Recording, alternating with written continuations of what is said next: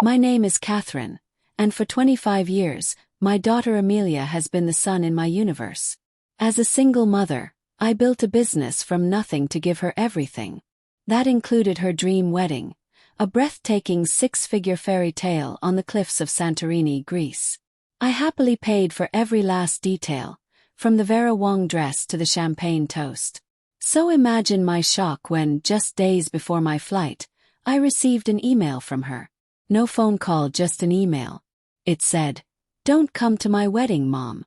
It's better if you just watch through the live stream, okay?" I didn't cause a scene. I didn't even argue. I just replied, "Sure, enjoy your big day." But when my phone started blowing up with her frantic non-stop calls on her wedding morning, well, I was just way too busy to pick up. This is the story of how I took back my life, my money, and my power. If you want to find out what I did and why my daughter was so desperate to reach me, make sure you subscribe and hit the like button. Let me know in the comments below what you would have done in my shoes. You won't want to miss what happens next. The binder sat on my marble countertop, thick and heavy, a monument to a mother's love. Its official title, debossed in gold foil, was Amelia and Liam.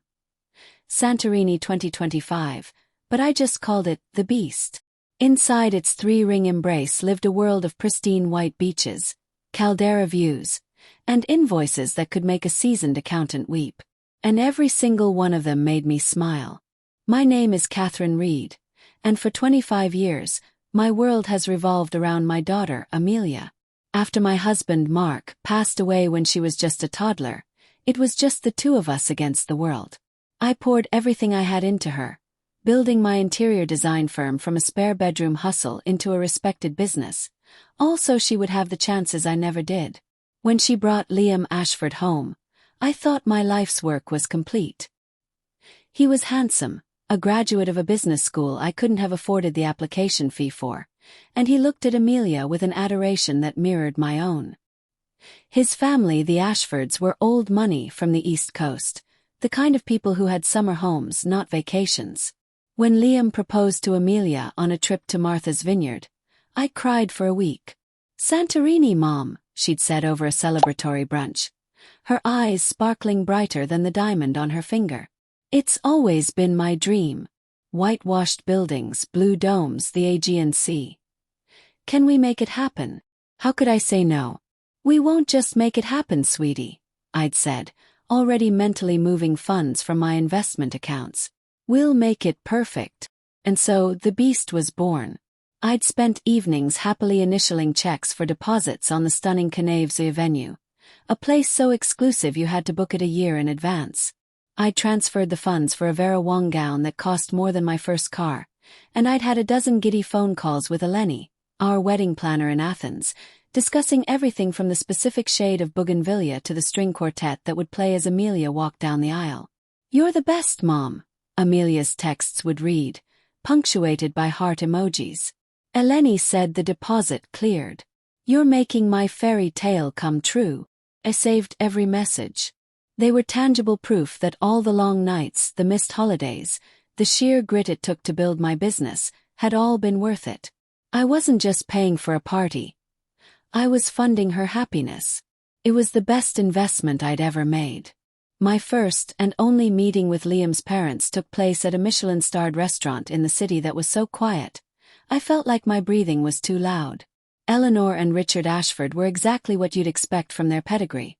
Impeccably dressed, painfully thin, and radiating an air of polite boredom, as if this dinner was a tedious obligation.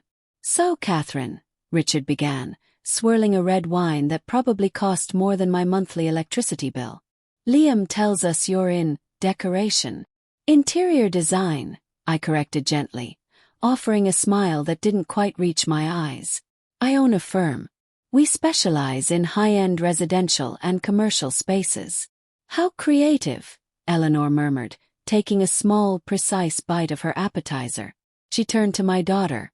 "Amelia, darling, you must be so proud.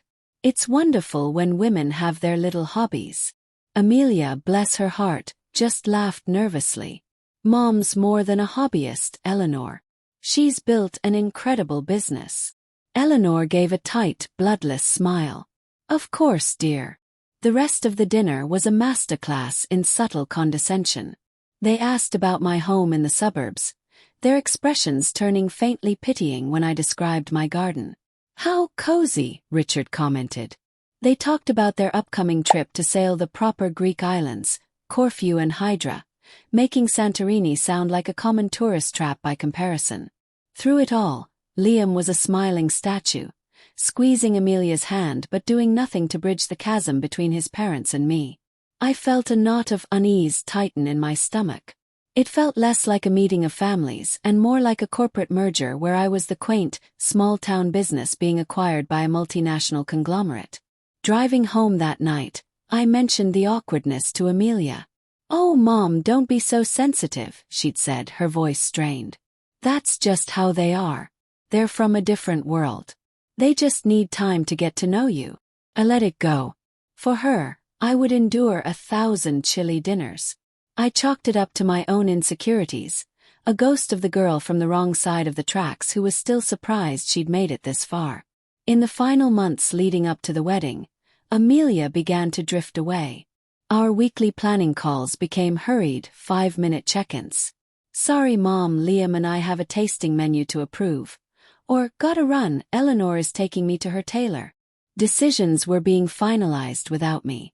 I found out they'd changed the floral arrangements from the vibrant bougainvillea I'd loved to sterile, all-white orchids, an Ashford signature apparently, via an updated invoice from Eleni.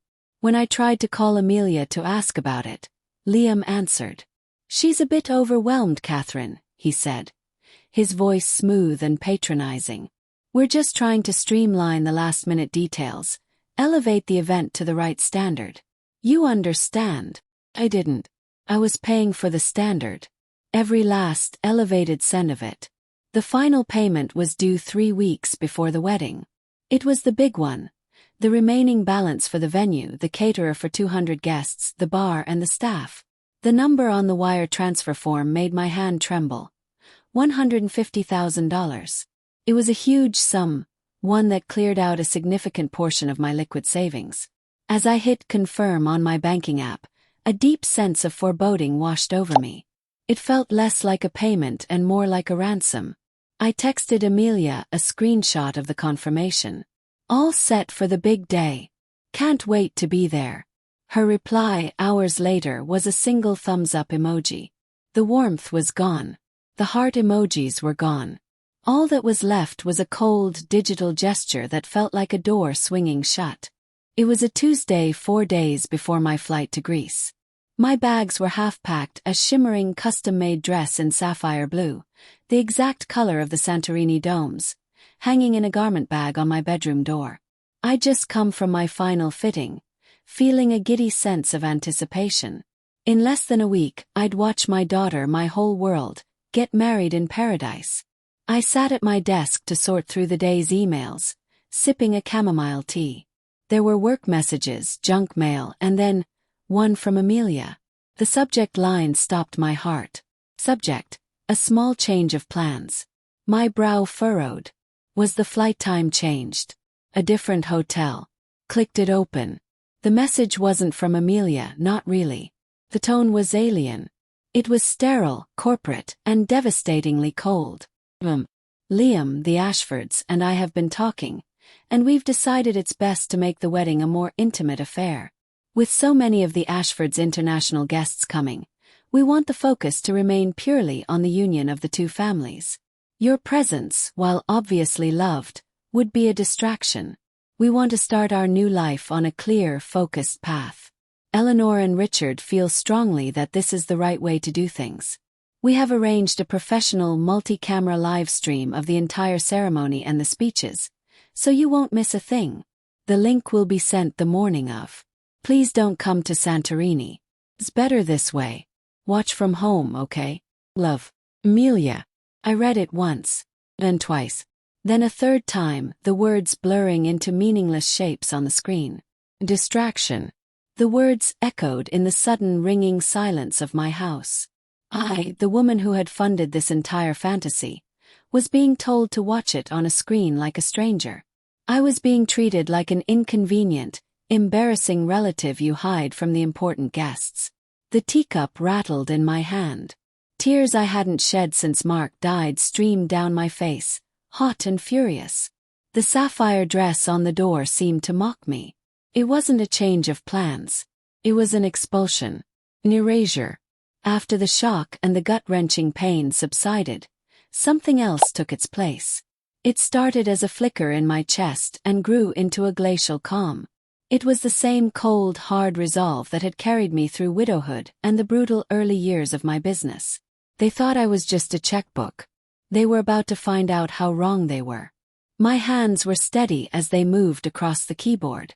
My tears had dried, leaving behind a chilling clarity. I would not beg. I would not plead. I would not show them the gaping wound they had carved into my heart. I hit reply. I deleted the angry multi-paragraph screed I had drafted in my head. I deleted the version where I listed every sacrifice I had ever made. I typed out 7 words, the epitome of compliance. To Amelia Ashford to be. Subject. A small change of plans. Understand. Sure, enjoy your big day. I clicked send before I could second-guess myself. The response was a masterpiece of passive agreement. It gave them exactly what they asked for, my absence and my silence. Then I picked up the phone. My first call wasn't to my sister or my best friend. It was to Marcus, my financial advisor for the last 15 years. Marcus, it's Catherine Reed, I said, my voice even. I need you to pull up the details on a wire transfer I made last month. The big one. To a wedding vendor in Greece. My second call was to my lawyer, a shark named Gina who specialized in contract litigation. I forwarded her the stack of agreements I had with the venue and the caterer, along with Amelia's email. They've disinvited the person who signed the contracts and paid the bills? Gina asked, a hint of predatory glee in her voice. Oh, this is good, Catherine. This is very good. Look at Section 7B of the venue contract. Primary funder rights and on-site privileges. They just breached their own contract. For the rest of the night I was on the phone. I wasn't Catherine, the heartbroken mother. I was Catherine Reed, CO. I was a client, a founder, a woman who understood that money wasn't just for buying things. It was for building them up and for tearing them down. I methodically, calmly, and legally began to dismantle the fairy tale I had so lovingly built. They wanted me to watch from a distance. Fine. I would give them a show they would never forget. The sun hadn't even thought about rising over the East Coast when my phone buzzed on the nightstand. The screen glowed with a name I knew would be calling. Amelia. It was 5:02 a.m. High noon in Santorini. The ceremony must be just hours away. I let it buzz. Once, twice, 3 times. Then silence. Few seconds later it buzzed again. Liam. I rolled over and silenced my phone, the screen going dark. My heart gave a painful thud, a residual echo of the mother I used to be. But I smothered it. That woman was gone, at least for today. Instead of huddling in my pajamas, anxiously awaiting a live stream link that would never come, I got dressed. I put on my favorite jeans, a simple black cashmere sweater, and the diamond studs Mark had given me for our 5th anniversary. I didn't look like a mother scorned. I looked like a woman with a purpose. By 9 a.m., I was standing on the polished floor of a luxury car dealership that specialized in classic European models. A silver 1968 Mercedes-Benz 280 SL sat in the center of the showroom, a beacon of timeless style. I'd had a picture of one taped to my refrigerator for 20 years, a someday dream I'd always put off for more practical concerns. A bigger house for Amelia, a better school district for Amelia, a college fund for Amelia. I'll take it, I said to the young salesman, not even bothering to haggle. You'd like to discuss financing, I assume? He asked, clipboard at the ready. No, I said, pulling out my phone and opening my banking app. I'll be making a wire transfer. I used the money I had set aside in a high-yield savings account, the one labeled wedding, final/emergency. It was for last-minute overages, vendor tips, or a medical emergency in Greece. Now it was for my own emergency. An emergency of the soul. As the transfer went through, my phone buzzed again with a string of frantic texts. I glanced at the notifications, then looked at the salesman. Can you have it ready for me in an hour? He blinked, stunned by the speed of it all. Yes, ma'am. Absolutely. I walked out into the bright morning sun, leaving my old, practical sedan in their lot. I would be back. But the woman who returned would be driving a silver dream, paid for by a nightmare she had refused to accept. I was an hour into a deep tissue massage at the kind of lavish day spa I usually only booked for Amelia's birthday when I finally checked my phone. I'd left it in my locker, a deliberate act of detachment. When I opened the door, the screen lit up with a constellation of missed calls and notifications. 19 from Amelia, 8 from Liam, and a dozen texts. I scrolled through them with a strange sense of calm as the scent of eucalyptus filled the air. Amelia, Mom, call me right now. It's an emergency. Amelia, the hotel manager just came to my suite. He said the payment for the reception hall was declined. Did you cancel the card? Amelia, please, Mom. Everyone is starting to arrive. Pick up the phone. Liam. Catherine, whatever game you're playing, it's not funny. The caterer is packing up their vans. They're saying the wire transfer was recalled for breach of contract. Fix this. Amelia, the florist just took all the centerpieces. Liam's mother is about to have a meltdown. You're ruining everything. Amelia, please. Please, I'm begging you. Just call me. The last message was sent 10 minutes ago. I pictured the scene. The sun-drenched terrace, the guests in their finest linen suits and flowing dresses, and my daughter, my beautiful daughter, standing in the middle of a collapsing dream. The spa attendant knocked gently. Mrs. Reed, your facial is ready. I slid the phone back into the locker, shutting the door on the chaos. Thank you, I said. I'm ready. It hadn't been a game. It had been a strategy. That night after the email, Gina, my lawyer, had walked me through it step by step. Turns out, when you're the sole signatory on contracts worth $250,000, you have leverage. They made the mistake of putting it all in writing, Gina had cackled over the phone. The email from your daughter, explicitly telling you not to come. That, my dear Catherine, is a gift. The massive wire transfer for the venue and catering had been my biggest worry. Once sent, those are nearly impossible to get back. But Gina had found the loophole. Section 7B. The contract with the venue stipulated that the primary funder, me, was guaranteed certain on-site privileges, including a master suite and full access to all event spaces. By disinviting me, they had materially breached the contract before rendering the final services. It gave my bank, armed with a letter from Gina, the legal standing to file a formal recall of the funds. It was an aggressive move, one that banks rarely approve, but the flagrant nature of the breach, and a long history with a good client, made them push it through.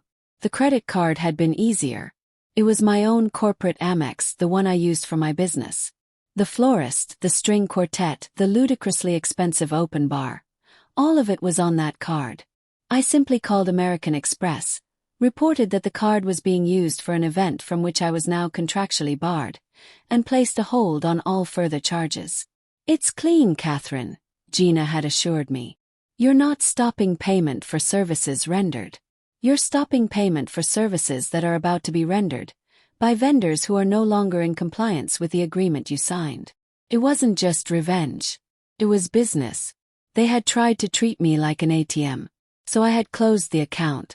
I was driving home from the spa, the top down on my new Mercedes, the wind whipping through my hair, when an unknown number with a New York area code rang through the car's Bluetooth. I had a feeling I knew who it was. I smiled and tapped the accept button on the steering wheel. Catherine Reed, I said, my voice light and breezy. Catherine, this is Eleanor Ashford. A voice snapped, sharp and brittle as frozen glass. I don't know what kind of sick, vindictive game you think you're playing, but you are humiliating my family. Eleanor, I said, merging smoothly onto the highway. What a surprise. I assumed you'd be busy with the wedding. There is no wedding, she shrieked, her carefully constructed composure shattering. The reception is cancelled. We have 200 of our dearest friends here, and the hotel is threatening to call the police if we don't vacate the ballroom. The caterer is gone. You have single-handedly ruined my son's wedding day. I took a slow, deliberate breath. I thought of her calling my life's work a little hobby, of her condescending smile, of her convincing my daughter that I was an embarrassment. The glacier of calm inside me hardened into steel. "Let me be very clear, Eleanor," I said, my voice dropping, losing all its previous warmth. "I didn't ruin anything. I simply withdrew my funding. You wanted a wedding that met the Ashford standard. You got one. You just have to pay for it with Ashford money. You can't have it both ways. You can't exclude the investor and still expect her to pay the bills. That's just bad business." There was a sputtering, choking sound on the other end of the line. "Enjoy your big day," I said, and ended the call. An hour later my phone rang again. This time it was my sister, Carol. Her voice was a hushed, conspiratorial whisper. "Kathy. Oh my God, you are not going to believe this," she said. "Try me," I replied, pulling into my driveway and admiring how the silver of the car gleamed in the afternoon sun. "The ceremony happened," she said. "Barely." Amelia was crying so hard her makeup was a disaster. Liam looked like he wanted to murder someone. The Ashfords were huddled together, looking green. But the reception. "Kathy, it's a catastrophe." I leaned back in the leather seat, closing my eyes. "Go on." We all walked over to the ballroom, and the doors were locked. The hotel manager came out and announced that due to non-payment, the reception was cancelled. People just stood there, stunned. Then the finger-pointing started. Liam was screaming at Amelia that this was all her fault for not handling you. Eleanor Ashford was on her phone, yelling at some banker. Richard just disappeared. "And Amelia?" asked, my voice softer now. Carol sighed. "It's bad, Kathy. I saw her sitting on a staircase, all by herself in her $1,000 dress, just sobbing her heart out. People were whispering, taking pictures. It's the most humiliating thing I've ever seen. The fairy tale is officially a dumpster fire."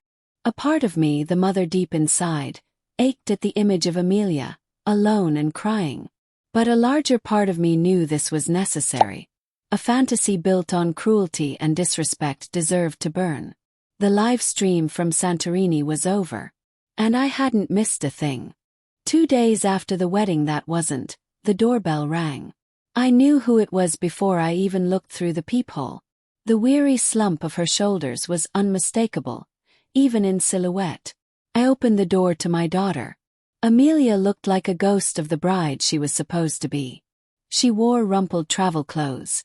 Her hair was a tangled mess, and dark, hollowed-out circles framed her swollen eyes. The Santorini tan couldn't hide the profound exhaustion etched into her face. In her hand, she dragged the suitcase containing the now infamous Vera Wang dress. She didn't say hello. She just walked past me into the foyer, her suitcase bumping hollowly against the doorframe. She dropped it and finally turned to face me, her expression a toxic cocktail of grief and fury. "Are you happy now?" she choked out, her voice raw. "You did it. You ruined my life. My one perfect day, my marriage, everything. Was it worth it? Did you enjoy your revenge?" I closed the door calmly and leaned against it, crossing my arms. I refused to let her raw emotion sway me. "The day I wasn't invited to, you mean? The day I was instructed to watch on a live stream like a stranger? Tell me more about that day, Amelia." I seemed to have missed the broadcast. Tears streamed down her face, hot and angry. "You could have just said no. You could have called and screamed at me. You didn't have to humiliate me, humiliate us, in front of everyone we know." "Humiliation is a funny thing," I said, my voice as cool and level as the marble floor beneath her feet. "I found it quite humiliating to be told by my only child that my presence at her wedding would be a distraction. I found it humiliating to be dismissed after I'd poured a small fortune and all of my heart into your happiness. You and the Ashfords fired the first shot, Amelia." I just fired back. The fight seemed to drain out of her, replaced by a shuddering wave of despair. She sank onto the bottom step of the staircase, burying her face in her hands. You don't understand, she sobbed. You just don't understand. Then make me understand, I said, my voice softening just a fraction. Tell me how the daughter I raised could send an email like that. And so, it all came pouring out. The story wasn't simple, and it wasn't pretty. It was a slow, methodical campaign of psychological warfare waged by the Ashfords, with Liam as their willing lieutenant. It started subtly, Amelia whispered, her eyes fixed on a spot on the rug. Eleanor would make little comments. Oh, your mother is so expressive. My friends are much more reserved. Liam would say my love for bright colors was sweet, but that the Ashford aesthetic was more classic and muted. For months they had been carefully poisoning her mind, framing my love as overbearing, my success as crass, my very being as new money tacky. They convinced her that to truly be accepted into their world, to become Mrs. Liam Ashford in spirit as well as name, she had to manage her embarrassing mother. Eleanor told me my mother-daughter bond was unseemly for a married woman, Amelia confessed, shame coloring her cheeks. She said I needed to establish boundaries to show Liam I was his wife first. They said if you came, you'd wear some bright, flashy dress. She gestured vaguely at my closet upstairs, where the sapphire blue dress still hung like a judgment, and you'd cry too loudly during the ceremony and tell stories about my childhood to their friends. They said you would lower the tone. The final blow, the email, had been Liam's idea. He'd told her it was the only way to appease his parents and secure their future. He'd framed it as a test of her loyalty to him. He told me you'd be sad for a day, but you'd get over it once you saw how happy I was, she said, her voice cracking. He promised that once we were married, we could make it up to you. He said it was just a small sacrifice for a lifetime of security. She finally looked up at me, her eyes pleading. I was so scared of losing him, Mom. I was so desperate for his parents to like me. I just chose wrong. I know I chose wrong. Her confession didn't bring me relief. It brought a deeper, more profound pain. As she spoke, my mind replayed the last year like a film reel, but with a new, horrifying director's commentary. Flashback. Christmas at the Ashfords Country Club. Liam making a joke about my firm's name. Reed Designs. Sounds so earthy, he'd chuckled. I thought it was an awkward joke. Now I saw it as a calculated dig. Flashback. A phone call with Amelia about the menu. Mom, Eleanor thinks we should serve quail eggs instead of shrimp cocktail. It's more refined. I told her to go with what she wanted. Now I realized what she wanted had been dictated to her for months. Flashback. The chilly dinner. Eleanor's question about my little hobby. Richard's comment on my cozy home. It wasn't just snobbery. It was an evaluation. I had been weighed, measured, and found wanting.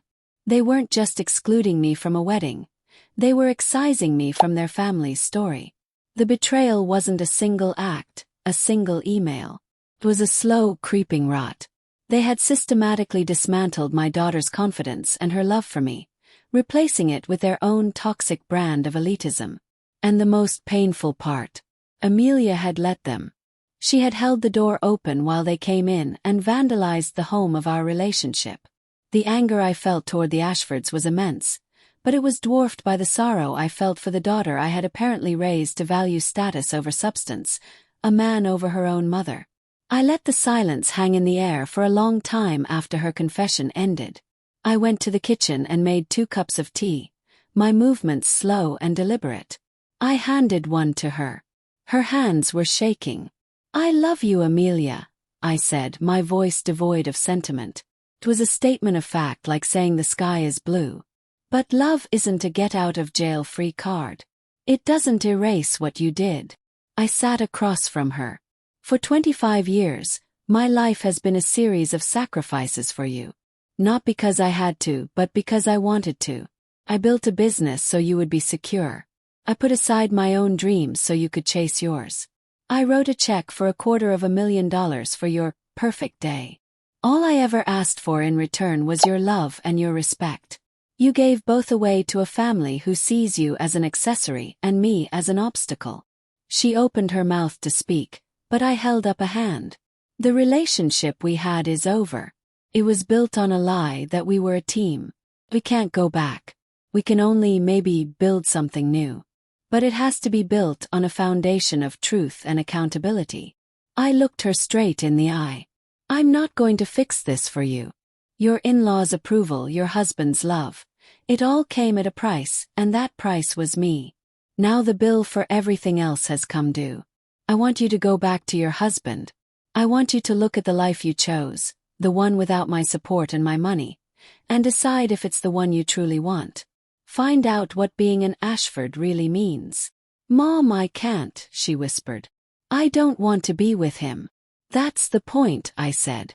This isn't about what I want you to do. It's about you finally taking action for yourself. Stop being a passenger in your own life. Go and end it. Not for me. For you. Then we can talk about what comes next. She was gone for less than 3 hours. When my phone rang, I answered on the first ring. I did it, Amelia said. Her voice was trembling, but it held a new note, not of fear but of resolve. What happened? Yes. I went to the hotel where he's staying with his parents. I told him it was over. That I couldn't be married to someone who would ask me to hurt my own mother, who would stand by while his family belittled her. And what did he say? Amelia laughed, a broken, hollow sound. He told me I was being hysterical. He said I'd thrown away a life of luxury over hurt feelings. He said his mother was right about me, that I didn't have the breeding to be one of them. He blamed me for not controlling you better, Mom. He said if I had just handled you from the start, we'd be on our honeymoon right now. There it was. The ugly, unvarnished truth. Liam didn't love her. He loved the idea of her, a pretty, pliable wife who came with a pre-funded lifestyle and no inconvenient family ties. The spell wasn't just broken. It was ground to dust. His final words to me were, "Don't expect a cent from us. You made your choice." So I did, she said, taking a shaky breath. I chose me. I left the ring on the table. A tiny, fragile seed of pride began to sprout in my chest. Where are you now? Yes. I'm at a coffee shop a few blocks away, she said, her voice small. Mom. Have nothing. I have nowhere to go. I know, I said. It wasn't a cold statement, but one of shared reality. This was rock bottom. This was where the rebuilding started. I'll come and get you. I didn't bring Amelia back to my house. That would have been too easy, a slide back into old dynamics. Instead, I took her to a diner, sat her in a booth, and watched her eat a plate of pancakes like she hadn't seen food in days. Between bites, we looked at apartment listings on my phone. Not the luxury high-rises she was used to, but walk-up studios in neighborhoods with more grit than glamour. The next day, I co-signed the lease on a tiny fourth-floor apartment with a temperamental radiator and a view of a brick wall. I gave her $200 for groceries and helped her buy pots, pans, and bedding from Target. And that was it. The Catherine Reed Bank was officially closed. The shock to her system was brutal. Amelia, who had never worked a day in her life that wasn't a cushy, unpaid internship arranged by me or Liam, got a job as a barista. She learned how to wake up at 4:30 a.m., how to deal with rude customers, and how to make her feet stop aching after an 8-hour shift. She learned that $100 wasn't pocket money for a whim. It was a week's worth of food if she budgeted carefully. There were desperate, tearful phone calls in those first few months. Calls about bills she couldn't pay, about her loneliness, about how hard it all was. I would listen, I would offer advice, but I never once offered to write a check. You can do this, Amelia, I'd say, my voice calm and firm. You're stronger than you think. It was the hardest thing I've ever had to do, listening to my child struggle and forcing myself not to rescue her. It was a necessary cruelty. Slowly, our relationship began to find a new, uncertain footing. We started meeting on Wednesdays, her day off, for coffee. At first, the conversations were stilted, circling the wreckage of the past. She would apologize again. I would nod, accepting it but not absolving it. During one of these coffees, I laid out the new terms of our engagement. Amelia, I will always be your mother, and I will always love you, I said, stirring my latte.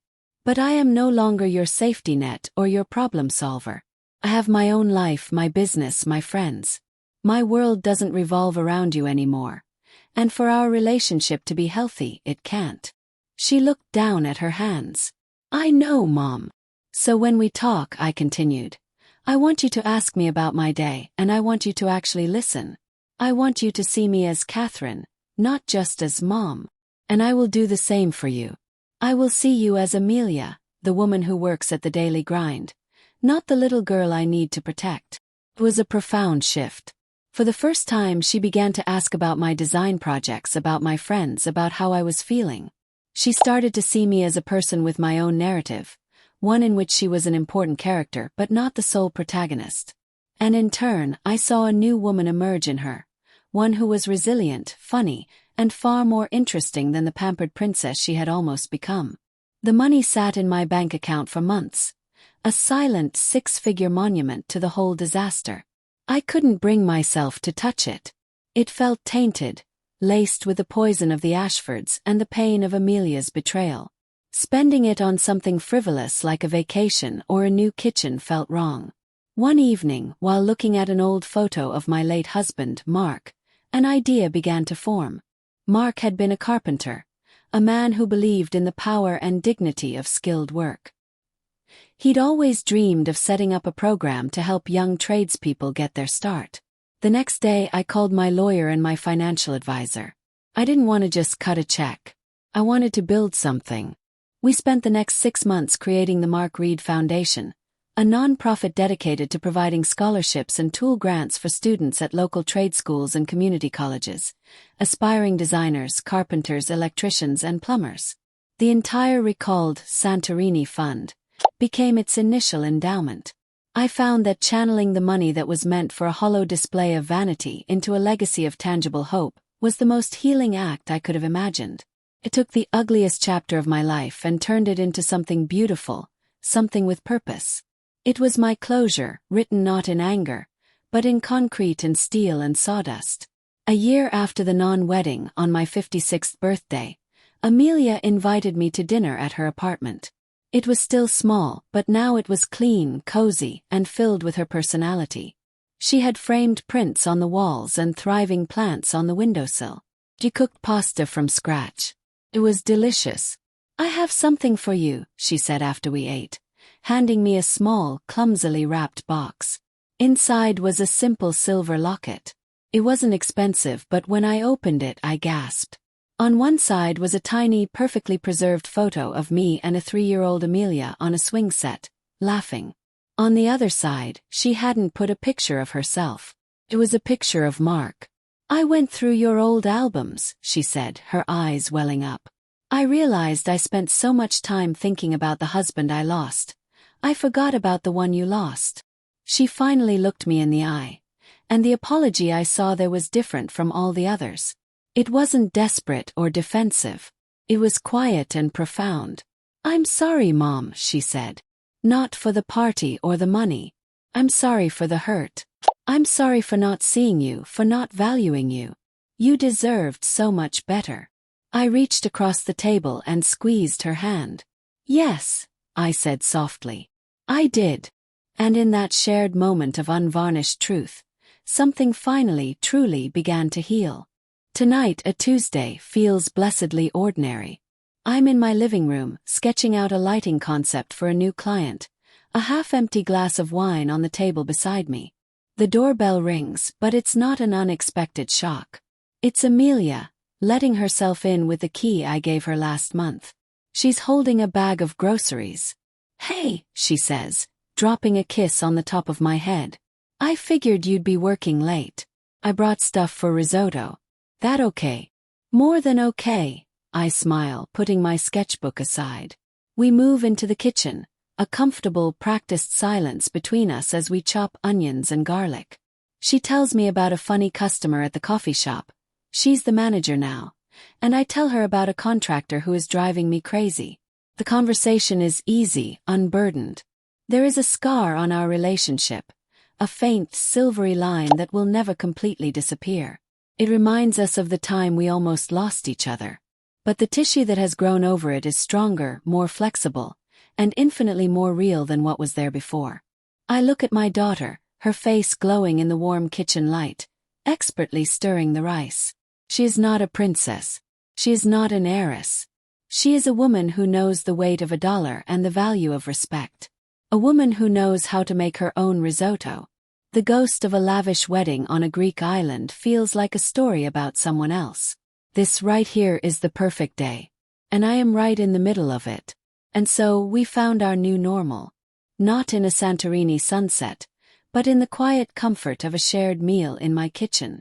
Our bond today isn't built on grand gestures or fairy tales. It's built on something much stronger. Honesty, boundaries, and hard-earned respect. But it leaves me with one final question for you, and I truly want to know what you think. Many of you agreed with my decision to pull the funding for the wedding. But the hardest part came after. So let me know in the comments. Type, forgive. If you believe, like I did, that a person can truly change and deserves a second chance to rebuild. Or type, forgotten. If you believe a betrayal that deep is unforgivable, and you would have cut your daughter out of your life for good. There's no right answer, but I can't wait to read your honest opinions. Thank you for following our journey.